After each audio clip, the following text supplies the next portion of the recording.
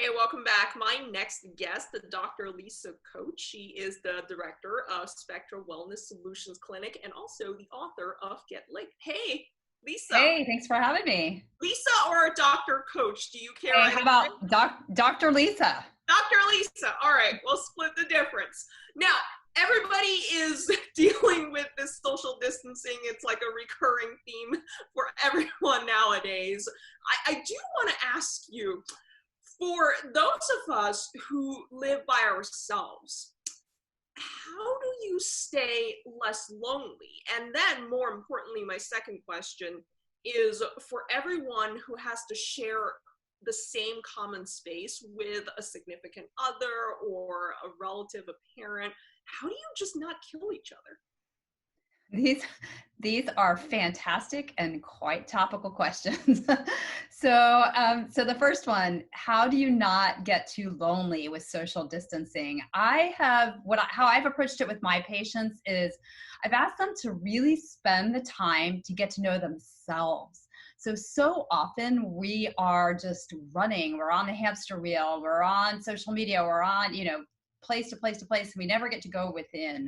So maybe it's time to take a class you've always wanted to take, or like really start that meditation practice that you just never put aside time for. So enjoy the journey of going within and becoming friends with yourself. That's probably the best gift that we could get from this social isolation period from that standpoint. And then the tougher question, how do we not kill each other? And, it's also a super valid point, because when we are going within, because even when you're with somebody else, there's still a lot more time to actually sit with your thoughts and maybe do things you haven't done, or some of that old grief is coming up. And when we're with a partner or a parent, they are first line to receive the dump, the frustration, the grief, the things that you're feeling. So just be aware that a lot of the emotions that many of us are feeling now are old, they're deep seated, and they're only just now having time to come up. And it may not be this other person that you're so easily kind of throwing the anger and irritation at, because they're the only people, around for miles. So I think having a little bit of awareness in that regard is a really good thing. And then get outside, do some things apart. Maybe you're going to go take a yoga class and you usually are bringing your partner. Well, try a new one without them. And then maybe meeting up on the other side and sharing something different that you learned or you did, so that you could reconnect in a new way. Yeah, that's excellent. See, we don't need a doctor to tell us that exercise is a good way to improve our mood. However, even for those of us who regularly go to gym or go to exercise classes, different workout classes, things are closed. My gym is closed. My building's common space is closed, right? And I happen to have a very small studio apartment in the middle of Manhattan. I guess a lot of viewers, we don't have the luxury of having a huge house to just ourselves. What are something we could always do, even in a small space, to make sure we get the same kind of endorphin rush?